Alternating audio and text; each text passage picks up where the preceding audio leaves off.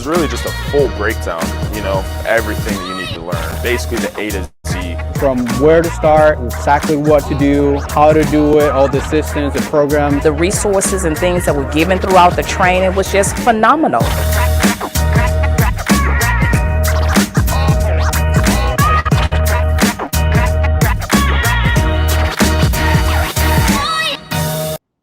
What's up, everybody? Happy Friday. Welcome to the Deal Desk. There's the Halloween spirit. Anyways, if this is your first time tuning in, welcome. My name is Steven Rouse. Basically, what we do here is I call your leads for free. If you're wondering where do you submit your leads for me to call live, you can head over to the There'll be a button there. You have to fill out some answers to some simple questions. But it's not too late. If you're watching, head over to the submit the lead, and you can watch me call them live, okay? I call twice. The first time they don't pick up, I call one more time. If they don't pick up the second time, I move on to the next one, okay? All right, so let's get started here. We are going to Columbus, Ohio. Columbus, Ohio, okay? So let me share my screen so you can see what kind of junk house we're looking at. All right, because sometimes we come across some really interesting properties here. Okay, share screen, Columbus, Ohio. All right, so let's see what the story is with this one. This is the house right here. And let's see, what do we got here? So Columbus, Ohio, they're asking $175,000. All right, I think he said he needs a few updates. What repairs are needed? Few updates, need some work, willing to negotiate. Okay, good. Reason for selling, they're interested in selling. All right, so we want to dig in a little bit more, but let's give them a call and see what they say. Okay, house doesn't look like it's in bad shape. Okay, looks like this was taken around the holidays. All right, so let's give them a call. Easy name to pronounce. Usually I get a lot of difficult names on this show. All right, so let's give them a call, see what happens. They don't answer. I call one more time and I move on to the next one. The last episode, somebody got, I set up a huge deal for somebody. So you never know what you're going to get on this. I try to do my best to either close it or set it up for you. I want you guys to be successful, but it's up to you to follow up with these people because I will not follow up. All right. Just letting you know that. All right, cool. So let's call them. 614 is the area code. Are you missing a number? Give me 1 second. Maybe not. Okay, I'll put on speaker. I'll turn it up. And let's see if they pick up the phone. I don't have too much information on here, so sometimes you could tell how quickly somebody motivated is by the amount of information they're willing to give. Hello? Hello. Hey, Mr. Moore. Yes. Hi, my name is Steven. I think you spoke with my partner a while back in regards to your property in Farrell Place. Were you still looking to sell? Yeah, I've got a guy that looked at it yesterday and is supposed to give me a call back. Okay, great. Lady is supposed to be calling me. She wants to go look. Okay, perfect. I'd like to give you an offer on the house over the phone. Did I catch it a good time? Do what? I'd like to give you an offer. Did I catch you at a good time? Well, I'm headed home. I just got off from work. Okay, do you have about 7 minutes? I don't want to take up too much of your time. What do you need, bud? Sure. So my process is actually very simple. I just want to ask you a few more questions about it other than what I see in the notes. Like I said, it takes about 7 minutes. And Mr. Moore, I like letting everybody know up front, we are a real estate investment company, obviously. So if I'm not a good fit, I don't want to waste your time or my time. But if I'm not a good fit, we do have a team of agents just in case. Does that make sense? Yeah. All right, perfect. So I was looking here in the notes. It says here it needs a few updates. Can you tell me a little bit more specifically about the work it may need? But all I can tell you is that if you want to buy it, it's going to be as is. Of course. The roof replaced. Mm-hmm. It has not been updated as far as the bathrooms. There's 2 bedrooms. It's a 4-bedroom. He's asking a good price on the market. Got almost a half an acre. I'm gonna try to get the price out of him again. Block detached. Okay. It's got city sewer service, well water up pipes. The water heater is about 3 years old. The AC and the furnace is probably 8 to 10 years old. Gotcha. Okay. And what? They're train units, if I remember right. They're either train or the comparable to train. I can't remember what the name of the company is. Gotcha. Okay. And what about the electric and plumbing? How's that look? Well, the electric's the way it is. It's the way it was when I bought the house. Mm. So it's in good shape. No problem with it. Seems like a great property. What's got you looking to sell potentially? I'm getting too old. I want to sell it. Gotcha. I got people that's been rented for 17 years. Wow. They were supposed to keep up some stuff and they didn't do it. So it's just time for me to get rid of it. Either that or my son wants me to take and let him rehab it and sell it for probably about $80,000 more than what we're asking right now. Got it. Or at least the price I've got in my mind. Okay. And if you got an offer that made sense to you, what kind of time frame more or less were you looking to sell? Like a week, a month, a couple months? No, the people are moving out of it today. They've got their kids living there with them, Mm-hmm. and which was not according to the lease, but that's beside the point. But anyway, Gotcha. The kids, they want to stay till the 5th. The 5th? So anytime after, November 5th, I'm assuming, right? correct. Okay. So it seems like it's in good shape. I mean, considering the condition it's in, did you have any ideas to what you think it might be worth or what you were looking to at least sell for? I won't take less than $140,000 for that. 140,000? Okay. And if we cover like the closing costs, fees, commissions, what would be the best Gotta price? cover all the costs. Right. And if we covered all that, what would be the best price you can do? 140,000. 140. Okay. Noted. Let me do this. I think that's a price that makes sense to me. I got to double check with my partner, but if it is a price that he agrees with, I mean, is this something you're ready to get the ball rolling as far as an agreement in place today? If I get a copy of the lease, there's no bullshit in it. Okay. Is it okay if I give you a call back? I got to speak with him real quick. That's fine. Okay, I'll call you back shortly. Thank you. You know what? Who submitted this lead?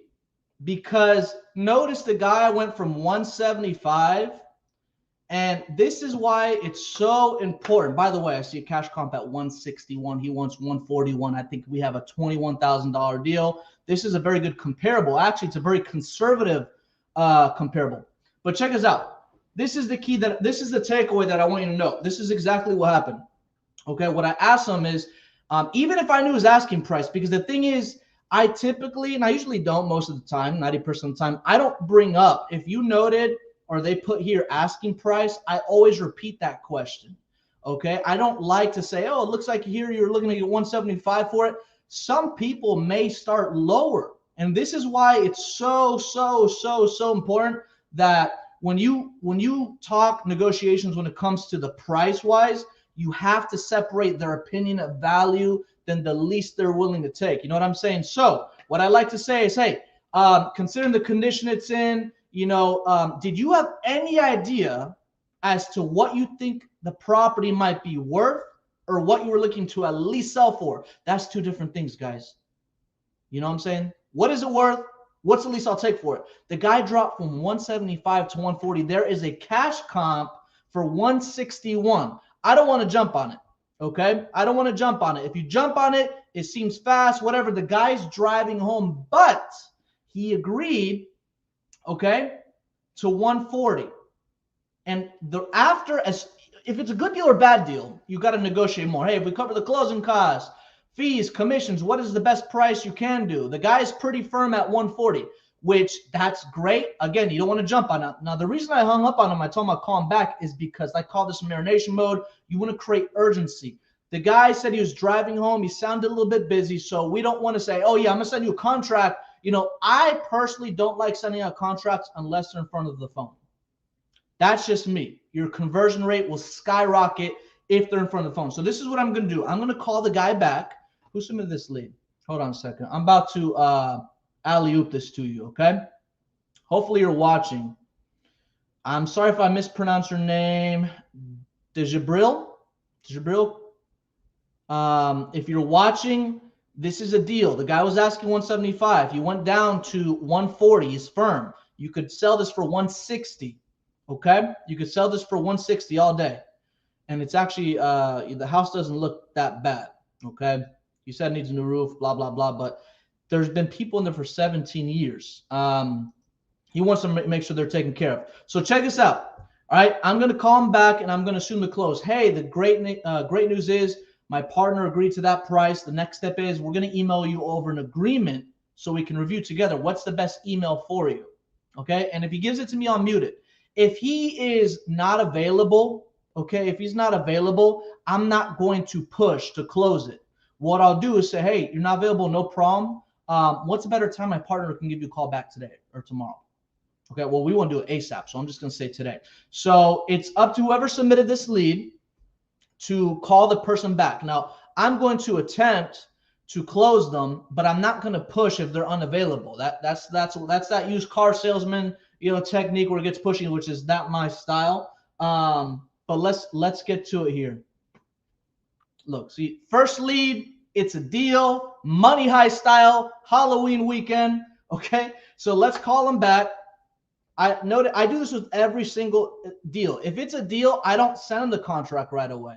I said I got to double check my partner. I'll call them back. If it's not a deal, there's no point in doing that. But that's where you bring in the question of, hey, we can cover this, this, and this. What is the best price you can do? Okay, so we're going to call this gentleman back and say, hey, great news is we can go and do that price.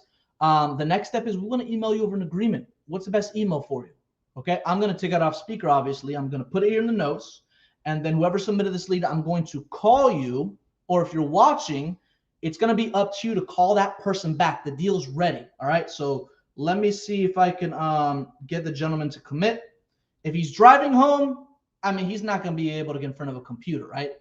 And you don't want the person pulling out a phone, reading a contract while they're driving. You don't be like, oh, yeah, inspection. You know what I'm saying? You got to make sure they're safe. All right, so let's call them back. Let's call them back and assume the close. So I'm going to try to set up a time where you can call them back. All right. Look at that. This is good deal. Good job on that lead. This is why I don't care about people's opinion of their price, because you don't know what they're going through and what they want to drop.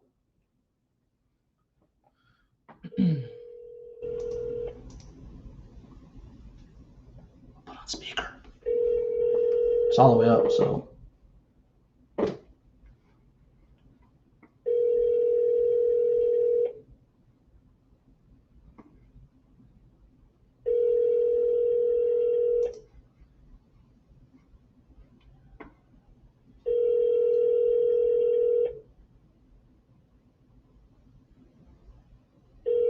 Meaning up, calling back. One thing he said that he'd be ready to go today as long as the lease, because they said that the people get out November 5th, which is not that far away. Buyers won't have a problem extending it a little bit. They have to honor the lease. They've been there for 17 years, so he probably has a great relationship with them. I'm going to call him back one more time. If not, I'll move on to the next one. But this is a deal on a platter, okay? Great deal. He's probably busy now, but that's okay. This is why we don't send a contract. Imagine if I send him a contract. Hello? Hello. Hey, Mr. Moore. Yes. So this is Steven. Hey, good news. My partner is okay with that price. So what I want to do next is email you over an agreement so we can review together. What's the best email for you?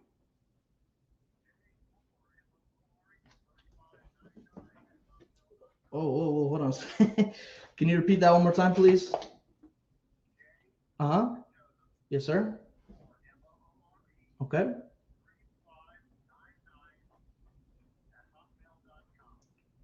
Hotmail.com. Perfect. And when would be a good time that we can send it over to you and we can review it together? You can send it over now, but I want to look at it, and then you call me back, give me a half an hour, whatever. Give me a little bit of time to take a look at it. Sure. Yeah, no problem. So what I can do, company policy, is we can't put like an address and purchase price and EMD, but what I'll do is I'm going to email you, have my partner email you a blank one so you can take your time and review it. What would be a better time for us to check back in with you once we send that? Give me a couple hours at least. Perfect. Okay, I'll let them know. I'll call them, and then we'll have it sent your way. Okay, bud. Thank you. Bye.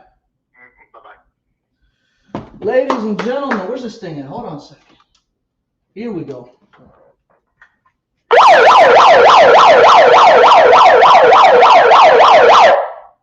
$21,000 deal accepted.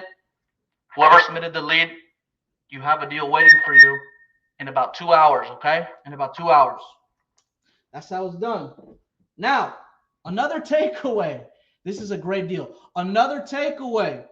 You have to make sure. He said, hey, send over the contract. I got to take a look at it. The thing is, you got to stand your ground. You do not, and I repeat, you do not ever want to send a contract out, okay, if the person's not in front of the computer.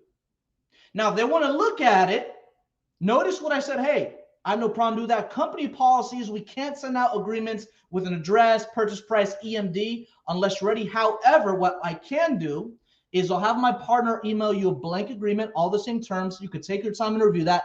What's a better time I could check back in with you to see how that went? Give me a couple hours.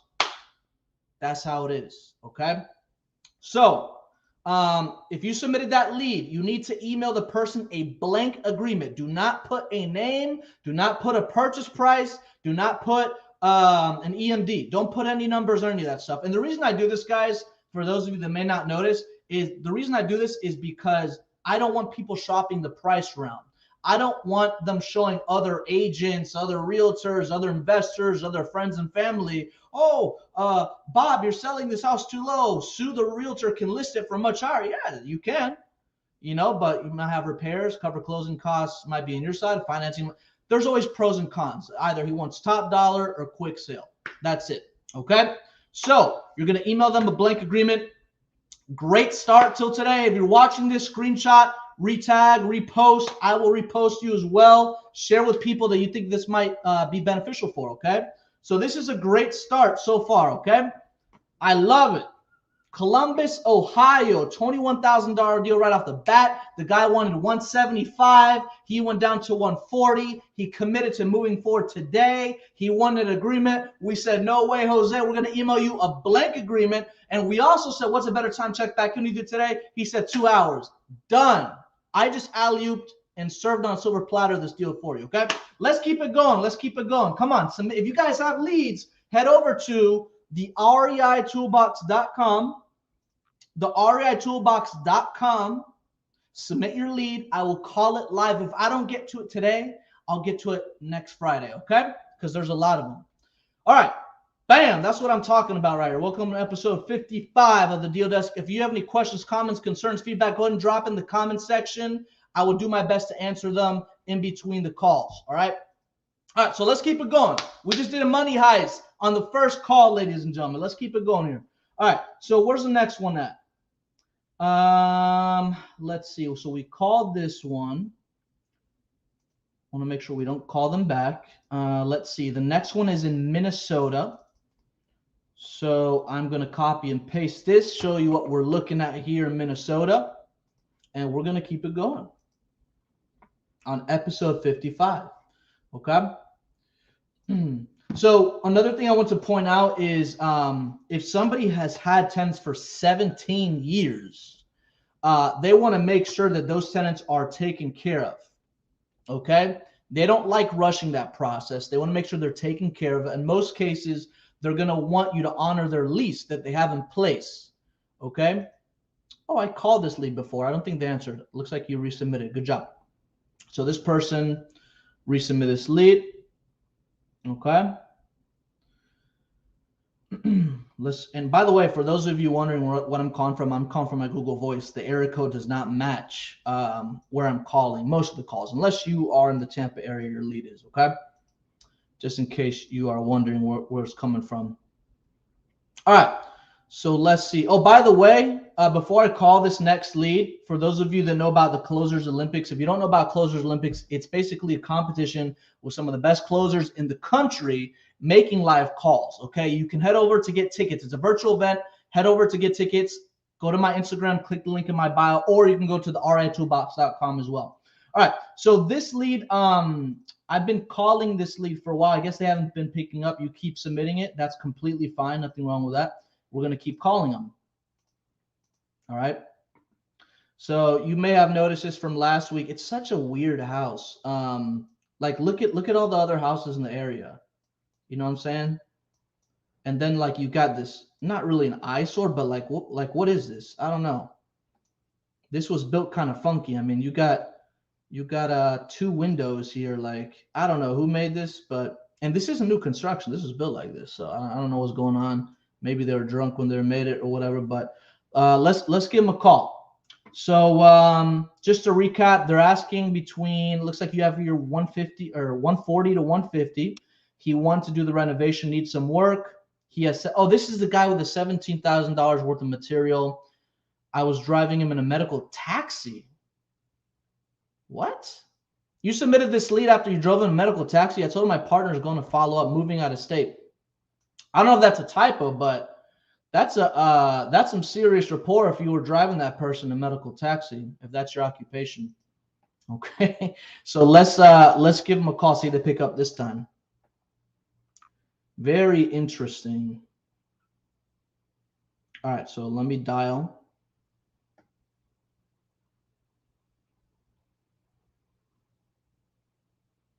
All right, I'll put on speaker.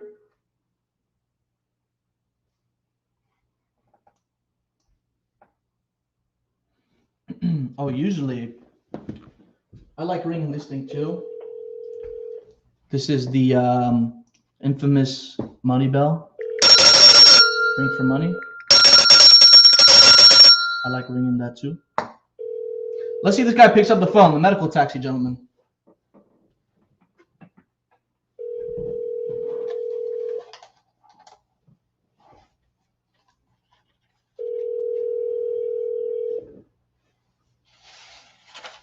I'm not going to make calls like this because you can barely hear me.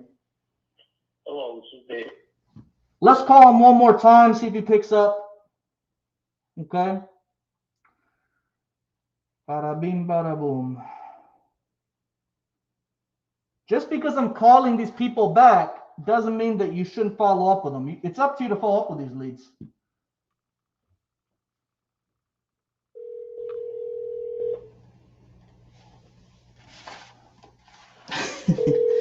Man, that thing gets hot, man. It gets hot. I blew somebody's eardrum. Holy cow, man. Sorry. You got to turn down your volume. All right. I don't think this person's picking up the phone, unfortunately. I think you submitted this lead like 3 times, so they're not picking up the phone. I'm sorry. We have to move on to the next one. Hello, this is Dave. Sorry. All right. So the next one is in Georgia. I like Georgia. Let me pull up the property. Hopefully it looks normal. You know, if you ever come across a property that looks different from all the other houses in the neighborhood, it's not always the best thing. It's not the worst, but it's not always the best. Number one, because comps are going to be difficult. Number two, because buyers are going to look at it and it's going to be a big risk. Do I want to take on the biggest house on the block or the most weird looking house on the block? You can change things around, but some areas you might have a huge house of square footage and all the other houses in the area are completely different. One of the most interesting, while I'm doing this, one of the most interesting properties that I've ever done when I was first starting out, it was in Florida. Literally, it was like, I don't know, like a 5,000 plus square foot mansion looking house. And it was just surrounded by trailers. I'm like, I don't know who would live here, but this is a huge house. The yard was huge. I mean, it was really nice looking, but it was surrounded by trailers. So, you know, that's a kind of different kind of property. All right, so this one looks normal. Let's go ahead and share the screen on this one. And then I'll tell you what the details are. All right, so this is the property. The details, let's see. They are asking $250,000. Home's built in 2000. It is in relatively good condition. Kitchens and bathrooms should be repaired and renovated. Fair condition. Seller said he wants to sell it ASAP, preferably by November 1st. That's good because the house is not very old. It may not require many repairs. I made the sellers an offer range of $150 to $175 for the home. He got upset and hung up. The seller claims that he has verbal offers at $230, $250. However, when I asked, did anyone put down an EMD and put a contract in place, he said no. Although he claims he's done work on the property, he doesn't want to list it with the realtor. Please assist me with getting the seller to drop his asking price and get the house under contract. So, by the way, really good pivot. I love what you did there and said, by the way, did anybody put down an EMD? Now, that's a good thing. Not so good thing, and this isn't something you did, but something that you should, not be afraid of is some people are stuck at a price. They don't want to list it, and they don't want to sell at a discount. We can never force or try to create a deal out of a lead that's just not motivated enough. So yes, just because I'm a call this lead doesn't mean they're going to magically say, oh, Steven's calling me, I'm going to drop 300,000 or whatever, but I'll call them, all right? Now, he got upset and he hung up. What I do with people that get upset and hang up, I call them right back. And I say, hey, I'm sorry, we get disconnected. No, Steven, you gave me a low ball offer. Bob, I'm not saying that's what I'm going to pay you, Bob. I'm just giving you facts of the neighborhood. If the person still hangs up, they still don't want to do business, that's fine. This is part of the game. You can't be, don't get discouraged, unmotivated. That happens. This is a sales thing. It's a numbers game. So let's call them and let's see what's going on. If you guys are enjoying this so far, do me a favor. I don't ask for much. This doesn't take more than 2 seconds. Can you click that like and subscribe button, please? If you're watching this on YouTube, subscribe, all right? Subscribe, hit that like button. It shows me that you want more of this stuff, and I'm going to be dropping a lot more content. We're actually filming some really good content starting next week. So there's going to be a lot of goodies that's going to help you and your team and your business. All I ask is you click that subscribe, like, the little notification bell. It's less annoying than this thing right here. Hopefully I didn't blow any more eardrums out. But let's get right back to it. Also follow me on Official Steve Morales. All right. So let's call this person and see if they get upset with me. If they get upset with me, that's okay. I'm used to getting yelled at. So let's give them a call.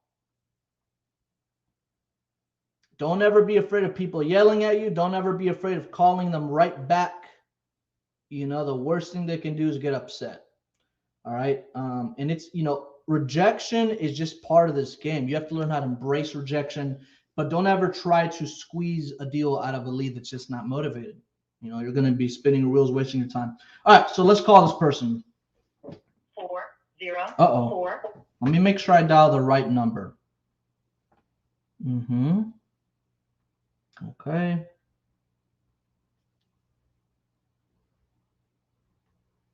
Their phone may be disconnected.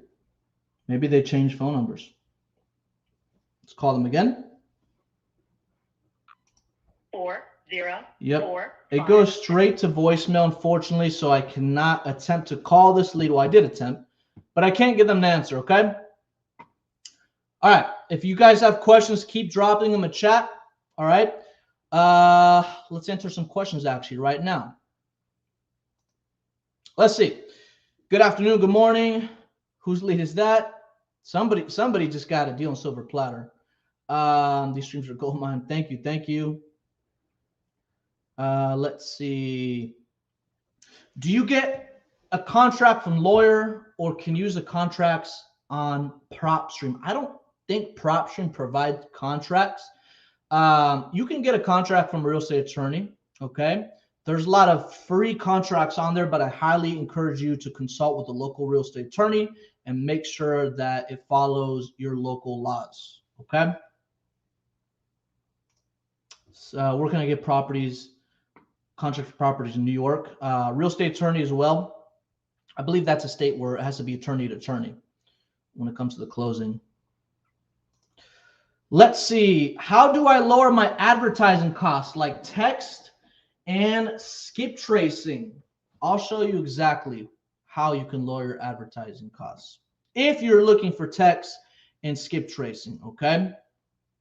Let me show you what I'm talking about. Where are you at? All right, so let me see if I can share my screen over here. Hold on a second, because I got a lot of tabs open. I don't like having a lot of tabs open. So I use batch leads, okay? I use batch leads, especially if you're looking to skip trace. The reason I like batch leads so much is because when you're skip tracing them, when you're skip tracing using them, like you don't have to wait 2 to 3 days to get your skip trace data back. You get it usually within minutes or hours, depending on the size list, but it usually doesn't take that long. Okay, so I personally use them myself. I will never promote anything that I don't use or don't have a good experience with. This is what batch leads looks like. As a matter of fact, if you head over to, let me see if I could actually stop sharing this part. If you head over to the RI, how do I share the full screen? Give me 1 second. If you head over to the REIToolbox.com, there'll be the link in there, and you get a free trial, and you get 500 text messages for $1. Not free, for $1, but that's not a bad. It's not a bad price. So if you're looking to lower your price, and you know they have packages that you can customize, so it's not like a one size fits all. Everybody, depending where they're at in their business, they may not need a certain amount of this, certain amount of that. Okay, so what I encourage you to do is check them out. I love them. Always had a great experience with them. Batch leads. You see the stuff on the bottom. 14-day free trial. 500 text messages for $1. Batchleads.io/closer.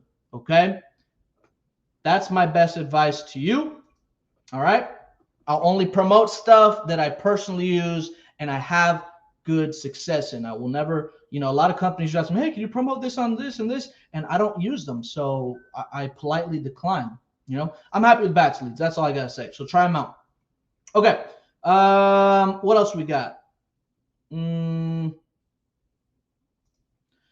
How can I have agents accept my low offer for properties?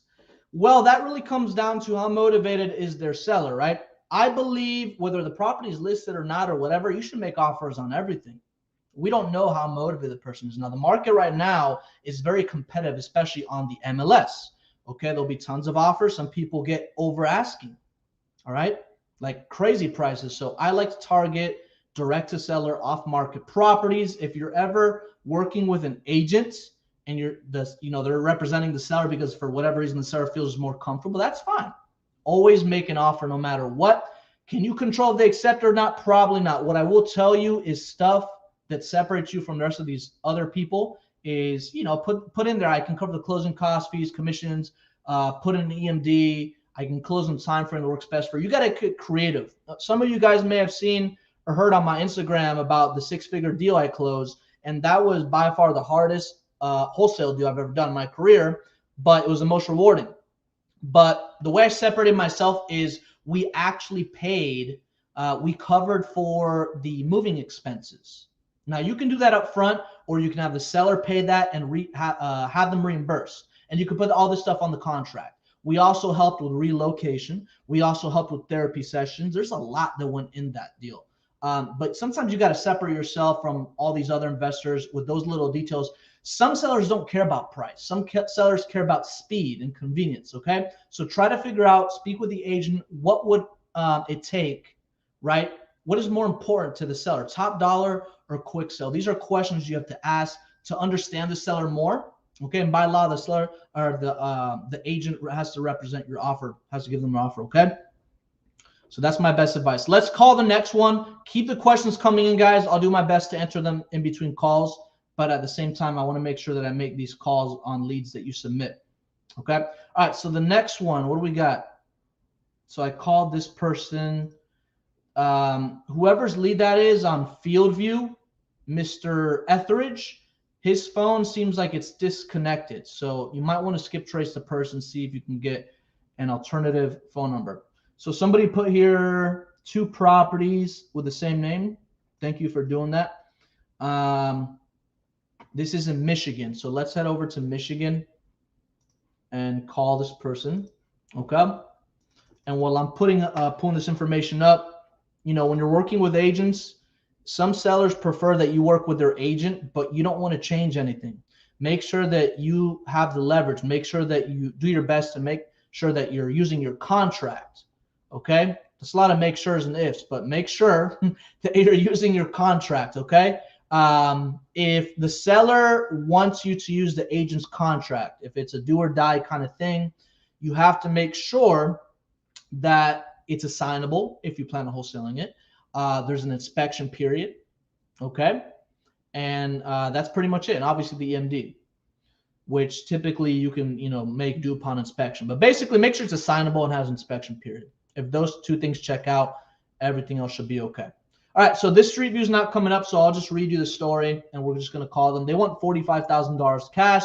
This is in Michigan, okay?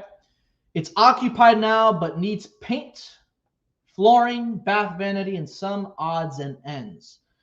What's the property condition? Needs some work. My communication with him has been by SMS text so far. Interesting.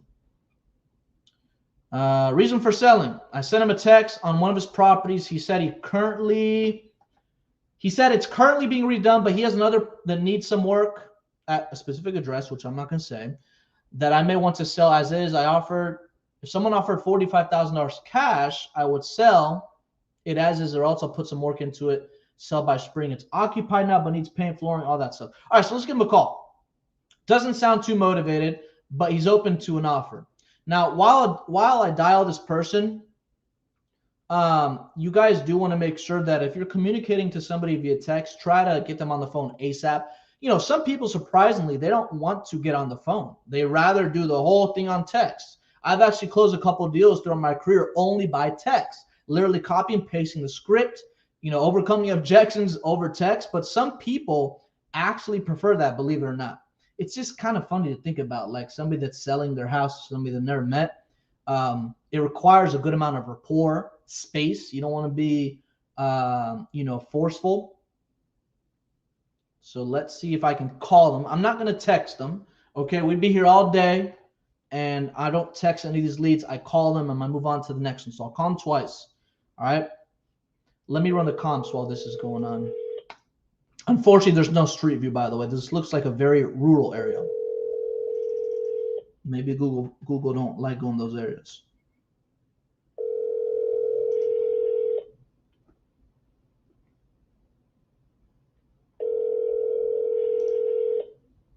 Your call has been forwarded. I'll call one more time. If not, we're moving on to the next one. Well, the next one is the same seller. So if he's not picking up, we're going to move on to the next seller, okay? Which is also Michigan. Looks like somebody dumped their whole CRM in here. That's a good thing. That's a good idea. Okay, so let's call this person back one more time. If they don't pick up, we're moving on to the next one.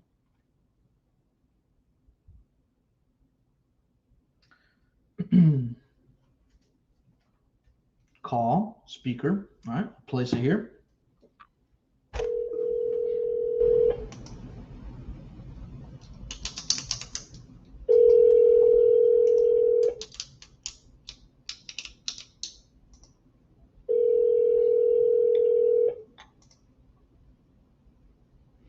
I don't think he's gonna pick up the phone. Your call has been forwarded to an automatic. All right, so they're not picking up. We're moving on to the next one. Always taking notes on note cards during deal. There's so much value. Thank you so much. Seller needs an attorney in New York. Yeah, but if I'm not in the New York market, but I believe it has to be attorney. Okay. Thank you. Hold on a second. We got like, let me call some more of these leads, guys. I want to make sure I get to your leads. All right, so the next one is also in Michigan. So I called this guy, didn't answer. Let's call the next one. Hopefully the street view comes up. There's, for some reason when I call these properties in Michigan, they don't really come up on Street View exactly. Like, I'll show you what I'm looking at here. Let me see if I could put this here.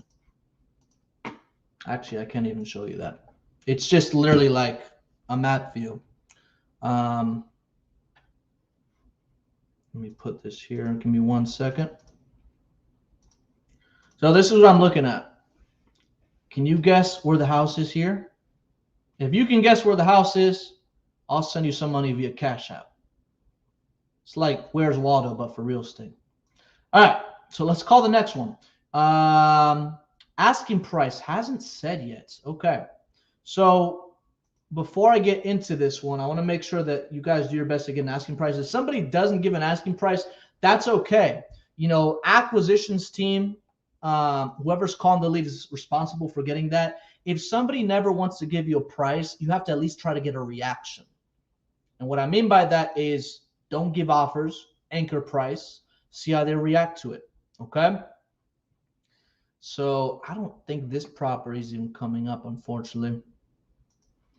Let me see here.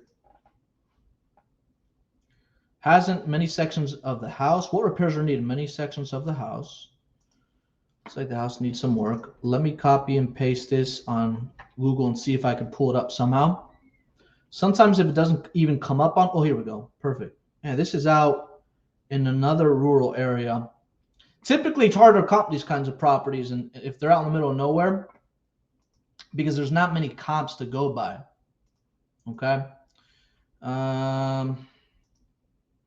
Yeah. All right. Anyways, let me read the notes to you, and so I can get to calling. Hasn't said yet. Many repairs needed. Sections of the house. The only recent upgrade has been a new roof.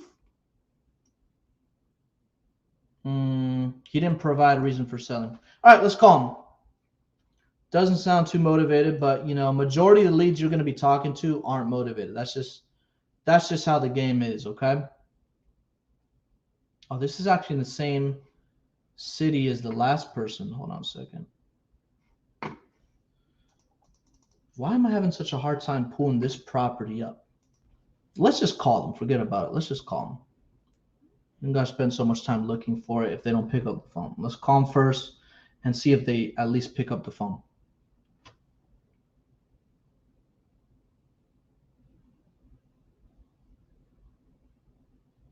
All right. Let's see if they answer the phone. Then we'll get to the details. I'll tell you a little bit more about how I'm able to come up with offers for these kinds of rural areas.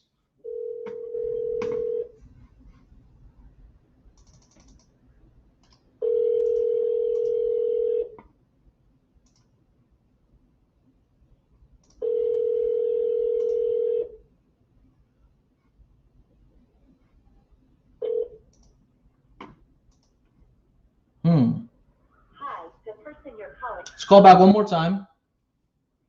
If they don't pick up, we're moving on to the next lead. This is out in the country over here.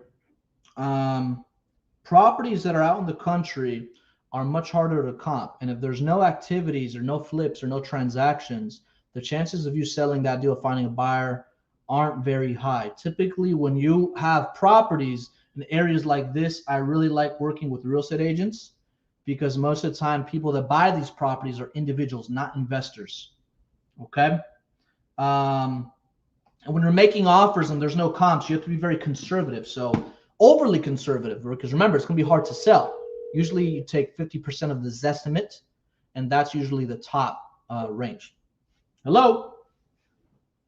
Hi, the person you're Oh, I thought they picked up the phone. All right, sorry. Moving on to the next one. We got one more Michigan, then we got Georgia, Minnesota, Maryland, California, New York, Florida. Cool. All over the place. And we got more.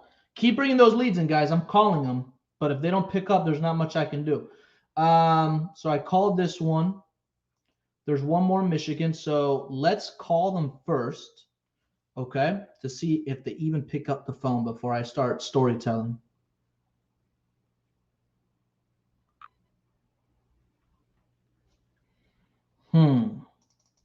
She wants an offer first.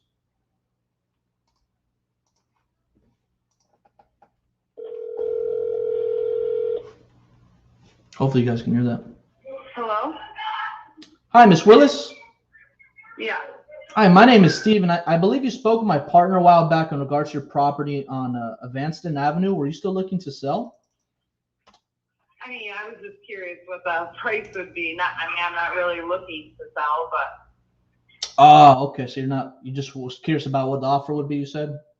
Yeah, yep. Gotcha. Well, I don't want to waste your time because we only, we want to give offers to people that really want to sell. But if you ever do consider selling, please keep our number and give my partner a call back. We'd be more than happy to help you out.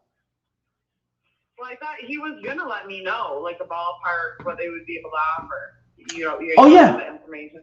No, absolutely. I just didn't want to waste your time because, we would want to do that if you were looking to sell. You know what I mean? I mean, I guess I'd sell anything for the right price. Okay. Did I catch it a good time? Yeah. I mean, do you have it? Do you have that info? Yeah. My process is actually very simple. I just want to ask you a few more questions other than what I see what my partner put here in the notes. And then what I'll do is I'll go and evaluate the area right here in the computer, see what I can offer you. And it takes about 7 minutes. Is that okay? I won't worry about it. It's not a big deal. Nope. All right. Thank you. Save time. This is why this is a perfect example, or that was a perfect example of somebody that just wants to hear an offer. I talk about this all the time. People that want to hear offers are different from people that want to sell. So in the beginning, I cut off right there. And now if they insist, oh, well, I'll sell anything for the right price, blah, blah, blah, I continue. Now notice she got turned off when I told her about the process. And the reason she got turned off is because she doesn't want to sell. So in your company, you and or your team have to focus on people that genuinely want to sell. Hey, no problem. I don't want to waste your time or our time. We only want to speak with people that want to sell. So keep our number and give us a call back whenever you're ready to sell. We will be more than happy to help you. You don't want to be rude and hang up. You want to leave off on a good note because you never know when that person wants to sell if they may or may not call you back. Okay. So that's just a really good example of a person that generally doesn't want to sell. All right, let's take some questions.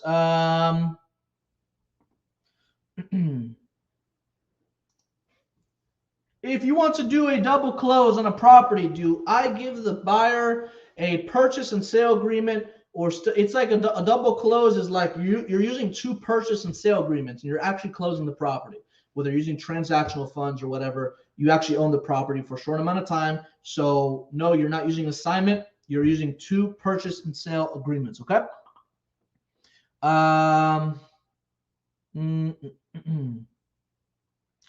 But Anthony brings up a good point. If it's a good deal, the buyer shouldn't care how much you're making. This is great. I'm glad you said this because a lot of people, some buyers like to count your money. Like, hey, Steven, I'm looking for property for $150 cash in this area. Hey, Bob, I found a property for you. I'm selling it to you for $150. Thanks. By the way, how much are you making? Well, it shouldn't make, I don't know about you, but it doesn't matter what I'm making on it as long as you're getting at the price that makes sense, right? Some people, like, for example, the 6-figure deal, the guy was really shaky. So, we double closed on it. If you're doing business with a first-time buyer and it's a huge deal, I highly suggest you double close on it. But, be careful with buyers that want to count your money.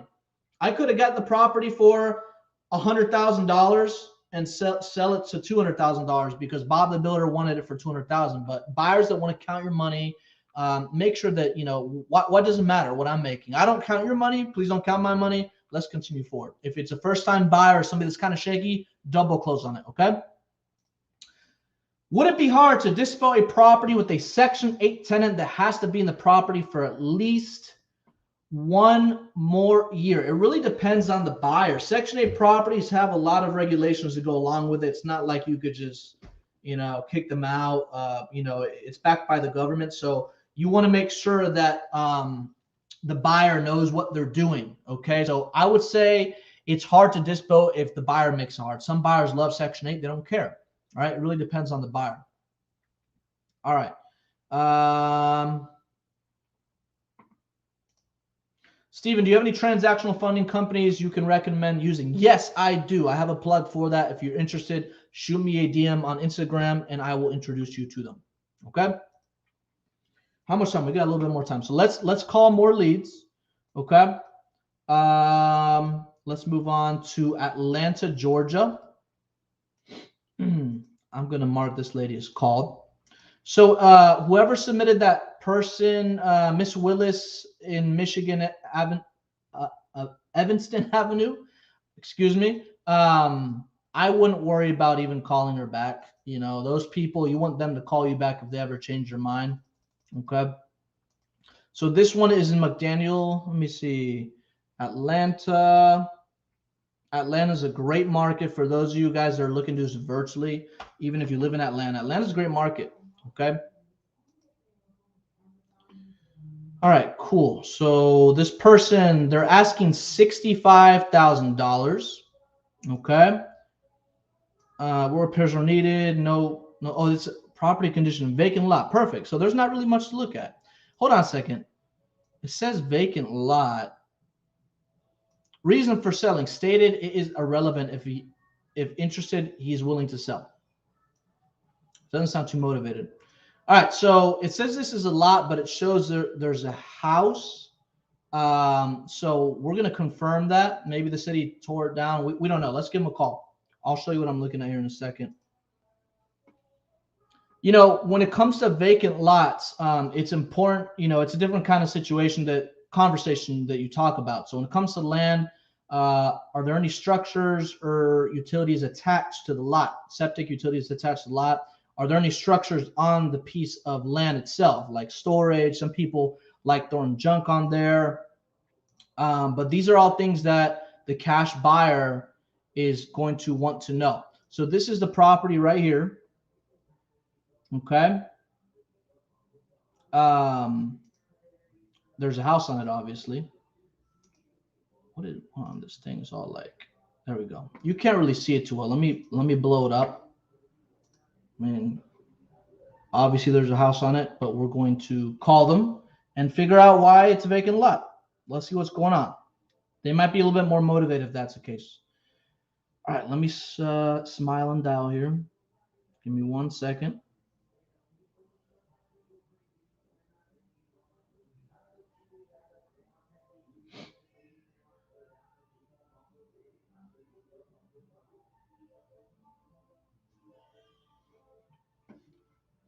All right, I'm put on speaker.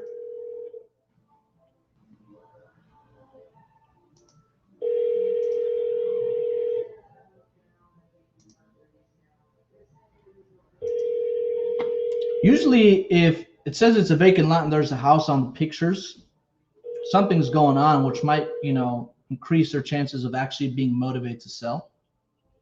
Hello? Oh, they picked up and they hung up. That's not very nice. Let's call them right back. Let's see. You know, sometimes on Google Voice, it'll show the name of the company you're calling. So this person actually owns a roofing company. I used to work with a roofing company. So let's call them back and see what's going on.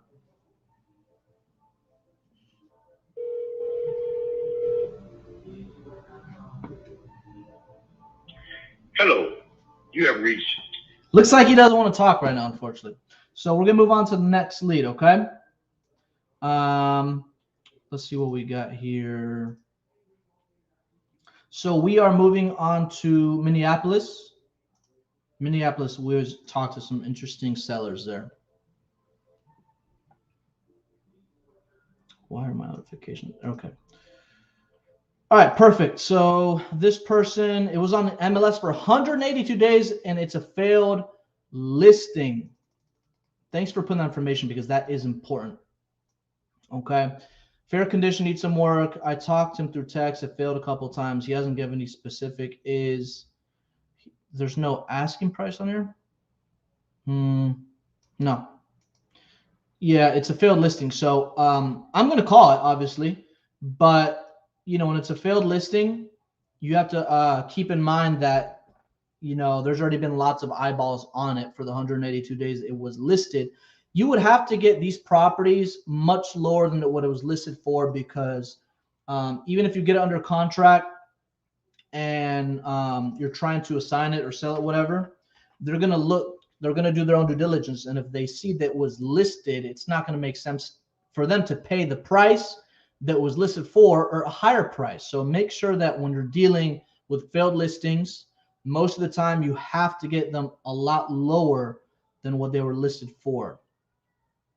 This house looks really familiar. You know what? I think I actually called this house. Holy God. I think this was one of the first episodes I called it, or it looks just like it. There's an episode where, am I sharing my screen? Sorry. I don't think I'm sharing my screen. So this house looks very interesting. Let me show you what it looks like. At least the style. I don't know. Is this common in Minneapolis? Anybody here from Minneapolis? Let me know if this is like a common thing. These style kind of houses. This is what we're looking at here. Because I called a house just like this, and one of the earlier, it almost looks like, you know, the columns of like a White House or something. All right, so let's give them a call. Oh, by the way, before you give them a call, well, this is a failed listing you put in here, but usually when I copy and paste the address on PropStream, you can see the MLS details, the days on market, all that stuff. You do want to make sure you have that pulled up because it is negotiation power. The person knows that they don't have much negotiations power when you know the story. So this was listed for, well, listed October update. Okay. It was listed for $760,000. It was on the market for 182 days. The description, great investment opportunity, well kept, four-plex on bus line. All right, let's give him a call, see what's going on. It's a pretty high price, probably why it didn't sell. But let's give the person a call, see if they pick up the phone. Failed listings usually result in people that are more motivated, but none of it matters if you don't get it at a lower price, a significantly lower price than what it was listed for.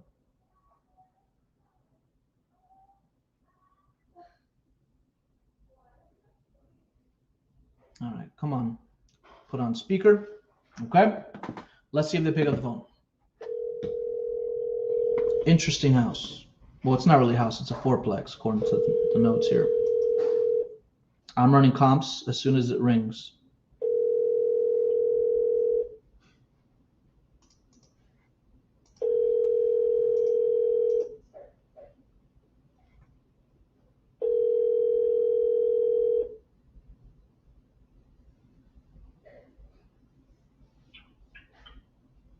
Hello? David Klein, please leave a message. Oh, didn't pick up the phone.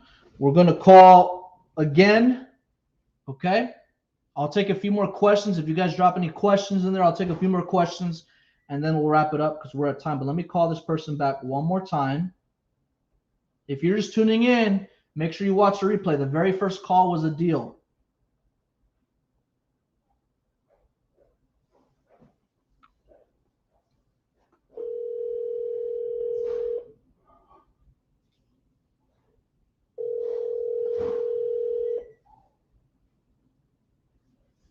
Interesting. This looks like it needs a little bit of work in here.